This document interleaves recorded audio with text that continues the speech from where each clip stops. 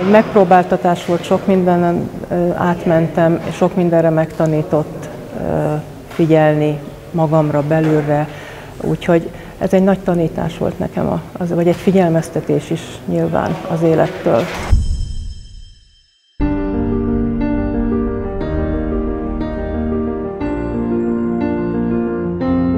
A Culevitnek a reklámfilmjét forgatjuk éppen.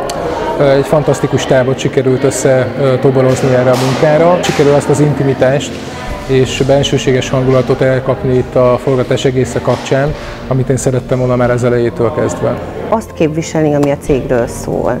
Tehát az érzelmeket, empátia, pozitív üzenet, és közben úgy, hogy rákbetegekhez is szól, de arról is, hogy mi a cég hitvallása. A szereplők kiválasztásánál fő szempont volt, hogy a betegségben érintett főszereplőt találjunk, hiszen úgy éreztük, hogy a hitelességet így tudjuk a leginkább a nézők felé tolmácsolni. Katalin személyében sikerült találnunk egy olyan főszereplőt, egyébként az utolsó pillanatban, aki mind személyiségével, mind kitartásával, őszintességével és nyitottságával példát tud mutatni a daganatos betegséget szenvedőknek, illetve azok rokonainak, környezetének. Szinte nem is gondolkodtam rajta, azonnal elvállaltam.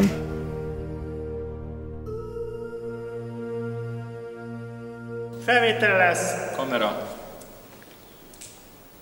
Forró. Tessék.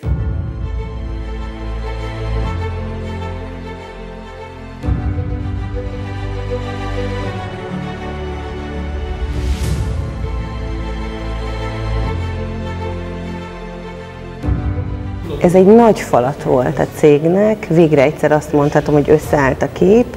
Az első pillanattól kezdve egy kreatív ügynökség tartotta kézbe az üzenetet, a kreatív koncepciót, de a cégtagjai is együtt összefogva dolgozott rajta. Daganatos betegeknek szóló reklámfilm készül, ami azért nagyon érzékeny terület, mert ez egy törvényileg igen jelentősen körbehatárolt terület, és ezért nagyon kevés mozgásterünk volt a tekintetben, hogy mit mutathatunk képen, és mit mondhatunk szóban. Már önmagában az, hogy itt a forgatáson vagyok, egy akkora élmény, ez szuper lesz. Tehát nagyon nagy eredmény, nagyon nagy lépés ez a cég életében, hogy minden így összeállt.